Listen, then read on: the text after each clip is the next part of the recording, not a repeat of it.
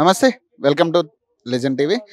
తెలంగాణ రాష్ట్రంలో private ambulance service యాజమాన్యం ఇప్పుడైతే ధర్నాకు దిగడం జరిగింది. ఏదైతే రెడ్ అనే సంస్థ వీళ్ళ పొట్టగొడుతున్నారని చెప్పేసి వీళ్ళు ఆరోపిస్తున్నారు. ప్రస్తుతానికి చూడొచ్చు కొన్ని నినాదాలు అయితే కనబడుతున్నాయి. వలస వచ్చిన China corporate red ambulance mafia నశించాలని చెప్పేసి, అలాగే తెలంగాణ ప్రైవేట్ అంబులెన్స్లు డ్రైవర్ల ఐక్యత వర్ధిల్లాలని చెప్పేసి, అలాగే రెడ్ మెయిన్లీ ప్రధానంగా వీళ్ళు ఆరోపిస్తున్న విషయం ఏంటంటే రెడ్ అంబులెన్స్ వచ్చిన తర్వాత నుంచి కూడా మాకు ఏదైతే కనీసం అంటే మాకున్న సర్వీసులని కూడా నిలిపేసుకుని మేము పక్కన పెట్టుకోవాల్సిన పరిస్థితి ఉంది. సో కనీసం నెలకి మాకు రావాల్సిన ఇన్కమ్ కూడా రాని పరిస్థితి అని కూడా వీళ్ళు చెప్పడం జరుగుతుంది. అలాగే తెలంగాణ మెయిన్లీ ఇక్కడ లోకల్ హైదరాబాద్ లోకల్ వాళ్ళు కూడా బాగా ఇబ్బందులు పడుతున్నామని కూడా చెప్పడం జరుగుతుంది. సో రెడ్ అంబులెన్స్ సర్వీసులకు సంబంధించి వాళ్ళు ఏదైతే తెలంగాణ రాష్ట్ర ప్రభుత్వాన్ని కూడా కోరడం జరుగుతుంది. ఇవి ఏదైతే రెడ్ అంబులెన్స్ సర్వీసెస్ ఉన్నాయో ఇవి నిలిపివేయాలి, ఖచ్చితంగా కొంచెం తెలంగాణ డ్రైవర్స్కి పుష్ కావాలని చెప్పేసి చెప్పడం జరుగుతుంది. సో ప్రస్తుతం కొంతమంది ఉన్నారు, మాట్లాడే ప్రయత్నం చేద్దాం. చెప్పండి అంటే ప్రధానంగా సమస్య ఏం లేదన్నా. ఇప్పుడు రెడ్ అంబులెన్స్ అనే సంస్థ ఒక 7 సంవత్సరాల నుంచి ఇక్కడ హైదరాబాద్లో స్టార్ట్ చేయడం జరిగింది. ఏ విధంగా అంటే పెద్ద పెద్ద కార్పొరేటర్ హాస్పిటల్లో ఫస్ట్ వాళ్ళు ఒక కమిషన్ బేసిక్లా వాళ్ళు హాస్పిటల్లో జ్వరపడడం జరిగింది.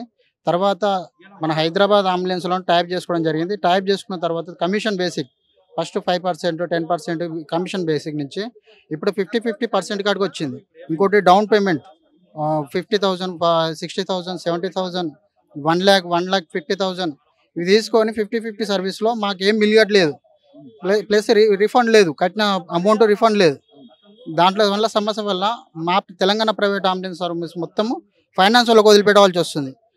మేము గత కనీసం ఒక 20 సంవత్సరాల నుంచి సర్వీస్ చేస్తున్నాం. కొన్ని ఫ్రీ సర్వీస్ చేసినాం. ప్లస్ ఇంకా అనేక కార్యక్రమాలు హాస్పిటల్ కానీ ప్లస్ కొన్ని పేదవాళ్ళకు చేసినాం. ఇప్పుడు చేయలేకపోతున్నాం.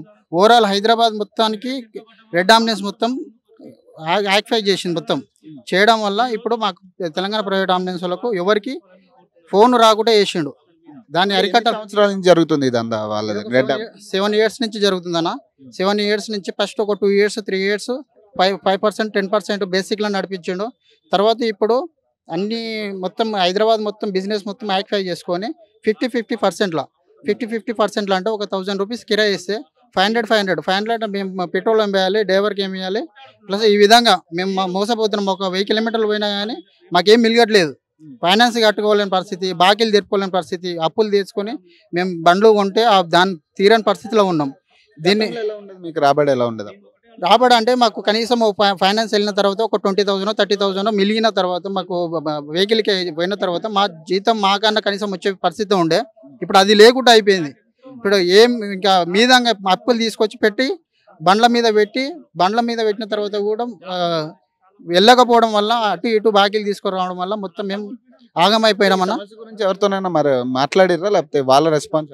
పోయినా గత ప్రభుత్వంలో కూడా దృష్టికి తీసుకుపోయినామన్నా, ఎవరు పట్టించుకోలేదు. ఇప్పుడు ఈ ప్రభుత్వంలో కూడా ఒకసారి దృష్టికి తీసుకుపోయినాము. మీ ద్వారా ఇంకా ముందుకు వెళ్ళాలని చెప్పేసి మిమ్మల్ని అప్రోచ్ కావడం. చెప్పండి మరి అంటే ఇంకా అంటే మీరు ఏదైతే రెడ్ అంబులెన్స్కి సంబంధించి సర్వీసుల మీద మీరు ఏదైతే ఆరోపణలు చేస్తున్నారో అంటే ఎప్పటి నుంచి ఉంది ఇబ్బంది? ఇది మామూలుగా 6-7 years నుండి ఉందన్న. వాళ్ళ సర్వీస్ అనే పేరుతోటి వచ్చింది కానీ అది సర్వీస్ కాదన్న. మనం వచ్చేసి సంథింగ్ ఒక వెంటిలేటర్ కేసు అయితే 4,000, 4,500 తీసుకుంటాము. వాళ్ళు వచ్చి 7,000, 8,000 తీసుకొని 50% పర్పస్గా ఇది అదర్ మా లాంటి డ్రైవర్స్కి ఇస్తున్నారు. అసలు వాళ్ళు సేవ చేసింది ఏమీ లేదు. యాక్చువల్గా అయితే మేమే సేవ పేరు మీద చెప్తున్నారు. వాళ్ళు సేవ మేము పేషెంట్ సేవ చేస్తున్నాము, ఇట్లా సేవ్ చేస్తున్న ఉద్దేశం చెప్తున్నారు. కానీ యాక్చువల్గా వాళ్ళు రాకముందు మేమే ఉన్న వాళ్ళని లేని వాళ్ళని చూసి కొందరికి ఫ్రీ సర్వీసులు చేసిన వాళ్ళే కూడా ఉన్నారు. అందరూ హాస్పిటల్స్ అంటే అందరూ ఉన్న వాళ్ళు రారు కదా. దానివల్ల మనం చూసుకుంటూ 500, 1000 రూపాయలు కూడా పంపించినాయి. లేదు అంటే కూడా ఫ్రీ కూడా వెళ్ళే ఉన్నాయి. వాళ్ళది అలా కాదు, డిమాండ్ ముందే అది ఏది బుకింగ్ చేసుకోవాలంటారు. బుకింగ్ చేసుకుంటే పోనీ వాళ్ళు ఏదో తక్కువ తీసుకుంటారో తీసుకోరు. మనం సంథింగ్ ఇక్కడికి వెళ్ళి గాంధీకి వెళ్ళేదని అనుకో, లేని వాళ్ళు ఉంటే 500, 1000 రూపాయలు తీసుకుంటారు. వాళ్ళు నార్మల్ వెహికల్కి వచ్చేసి 3,000, 4,000 తీసుకొని ఇట్లా ఫోన్ చేస్తారు, ఇట్లా గాంధీకి వెళ్ళాలి మీరు ఎంత తీసుకుంటారు అని అంటే మనం 1000 అన్నాం అనుకో, మిగతా 3,000 వాళ్ళు తీసుకొని 1000 రూపాయలు మనకి ఇచ్చి ఇట్లా పంపించేస్తారు. వాళ్ళు పేషెంట్ సేవ చేసింది ఏం లేదు, చెప్పడానికి మాత్రము పేషెంట్కు మనం సేవ అని ఒక ప్రైవేట్ వెహికల్స్ తో టైఅప్ అవుతున్నారు వాళ్ళు. అంటే మీలాంటి ప్రైవేట్ యాజమాన్యంతో టైఅప్ అయిపోయి జీపీఎస్ సిస్టమ్ పెట్టించేసి ట్రాక్ చేసుకుంటా ఆ పర్పస్గా సేవ అనే కార్యక్రమంలో సేవ అనే ముసుగులో వాళ్ళు చేసేది మొత్తం దందా.